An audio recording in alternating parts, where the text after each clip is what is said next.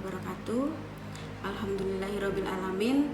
Wassalatu wassalamu ala asrofil anbiya'i wal mursalin sayyidina wa maulana Muhammadin wa ala alihi wa sahbihi ajmain, amma ba'du.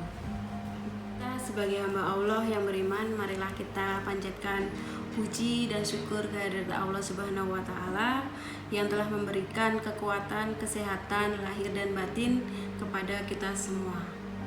Salawat dan salam kita tak lupa kita panjatkan kepada junjungan kita Nabi Muhammad SAW yang telah mengantarkan umat manusia dari peradaban hidup yang jahiliyah menuju pada peradaban hidup yang penuh dengan kemajuan ilmu pengetahuan dan teknologi seperti yang kita rasakan pada saat ini. Semoga kita semua termasuk hambanya yang taat, yang berhak mendapatkan syafaatnya di hari akhir kelak. Amin ya rabbal alamin. Perkenalkan, saya pada kesempatan hari ini akan menyampaikan topik yang berjudul mengenai kelapangan dada. Di antara nikmat yang Allah Subhanahu wa taala berikan kepada seorang hambanya adalah lapangnya dada. Sesuai dengan firman Allah Subhanahu wa taala yang terdapat pada Quran surat Al-Insyirah.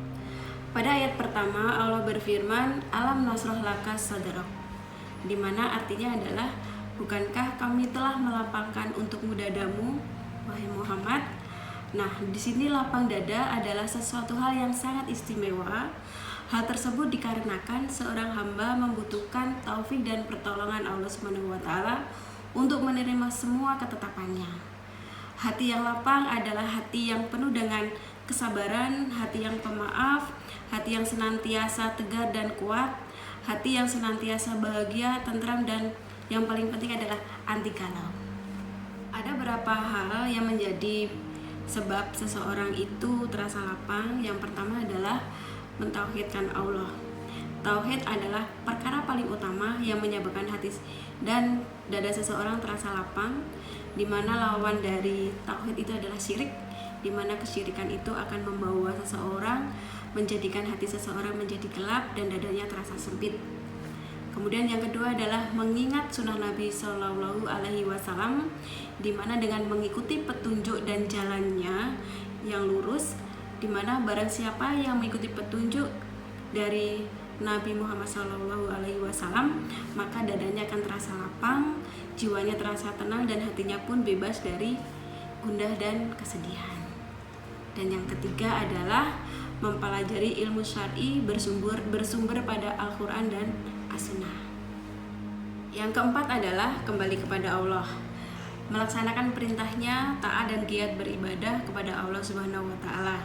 Karena ketaatan itu sendiri mempunyai makna kelapangan hati, kehidupan jiwa, dan kebahagiaan di dalam dada. Melaksanakan perintahnya itu sama halnya kita menerima semua ketetapannya, taat dari semua perintahnya, dan giat beribadah itu adalah kewajiban sebagai seorang muslim yang taat terhadap semua yang disyariatkan oleh Allah Subhanahu wa taala.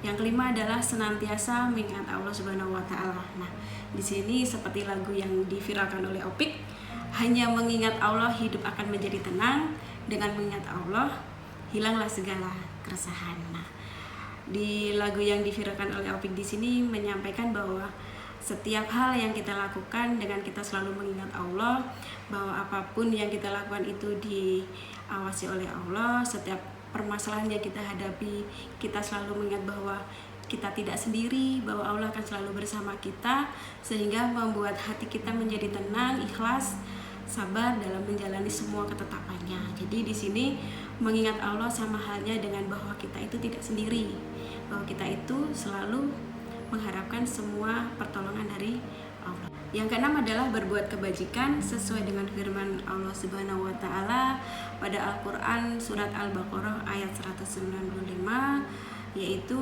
wa ahsinu innallaha yuhibbul muhsinin. Dan berbuat baiklah karena sesungguhnya Allah menyukai orang-orang yang berbuat baik. Nah, di sini juga menyampaikan bahwa setiap kebaikan akan dibalas dengan kebaikan pula. Begitu juga sebaliknya. Jadi daripada kita rugi, mendingan kita melakukan sebuah kebaikan, walaupun dengan cara apa? Senyum terhadap saudara sesama muslim. Dan yang ketujuh adalah menjauhi hal-hal yang menjadi penyebab penyakit hati, misalkan iri, dengki, kemudian dendam. Nah, di sini kita ingat bahwa setiap hamba itu sudah membawa ketetapannya saat kita akan dilahirkan yang tertulis di Lauhul Mahfuz. Jadi kalau kita iri, kenapa kita iri? Karena setiap hal, misalkan sebenarnya kita itu sudah dikasih kuota rezeki sama Allah. Nah, yang kedua adalah dendam. Nah, sama halnya ketika kita membeli buah-buahan, kemudian buah-buahan itu dimasukkan dalam tas kresek, misalnya yang merah gede itu, nah disimpan 1 bulan. Nah, dendam itu dibawa selama 1 bulan. Nah, apa yang terjadi ketika buah itu dibuka? Pasti busuk. Sama dengan hal itu, ketika kita dendam, hati kita akan menjadi busuk, sakitlah semua badan, pikiran, dan otak karena memikirkan hal-hal yang tidak penting karena dendam itu tadi. Jadi alangkah baiknya kita menjadi jiwa-jiwa, menjadi hati yang pemaaf, kemudian kita pasrahkan kepada Allah Subhanahu wa Ta'ala bahwa setiap kebaikan atau keburukan akan mendapatkan balasannya masing-masing. Dan Allah Subhanahu wa Ta'ala berfirman pada Quran surat Al-Insyirah pada ayat ke-5 dan 6, wa inna ma'al usri yusra, inna ma'al usri yusra. Maka sesungguhnya beserta kesulitan ada kemudahan, sesungguhnya beserta kesulitan itu ada kemudahan. Jelas sekali di sini Allah Subhanahu wa Ta'ala menjanjikan dengan adanya kelapangan dada disertai dengan kesabaran dan keikhlasan, maka Allah Subhanahu wa Ta'ala akan memudahkan semua urusan kita. Dan yang paling penting kita sudah melakukan sebuah ikhtiar. Ingat, duit ya. Duit itu adalah doa, usaha, ikhlas, tawakal, dan zatnya itu adalah tetap semangat. Oke. Dan masih di surat Al-Insyirah pada ayat ke-7 dan ke-8, Allah berfirman, wa iza faragta fansab wa ila rabbika farghab. Maka apabila engkau telah selesai dari satu urusan, tetaplah bekerja keras untuk urusan yang lain, dan hanya kepada Allah atau Tuhanmu lah engkau berharap. Pada ayat ke-7 dan ke-8 jelas sekali bahwa ketika kita selesai pada permasalahan satu, maka tetaplah berkeyakinan dengan kuat dan teguh untuk dapat menyelesaikan urusan yang lainnya. Dan hanya kepada Allah Subhanahu wa Ta'ala tempat pengharapan dan tempat menyampaikan keluh kesah yang terbaik. Kita masih ingat bahwa kita diberi kesempatan dari setiap malam, yaitu di saat Qiyamul Lail, kita membentangkan sajadah, kita melakukan sholat, kemudian kita membaca Al-Quran, berzikir, kemudian kita berdoa, sampaikan keluh kesah, entah kita sampai menangis, kita dengan bahasa kita, setidaknya kita menjadi tenang dan ingat bahwa Allah adalah tempat berkeluh kesah yang terbaik. Dan ingat bahwa setiap pertolongan itu semuanya dari Allah. Setiap ketetapan yang akan kita dapatkan dalam kehidupan kita sehari-hari, baik dalam kondisi seperti ini, yaitu dengan adanya pandemi COVID atau Corona, itu juga semuanya sudah izin dari Allah, dan itu semua adalah ketetapan Allah.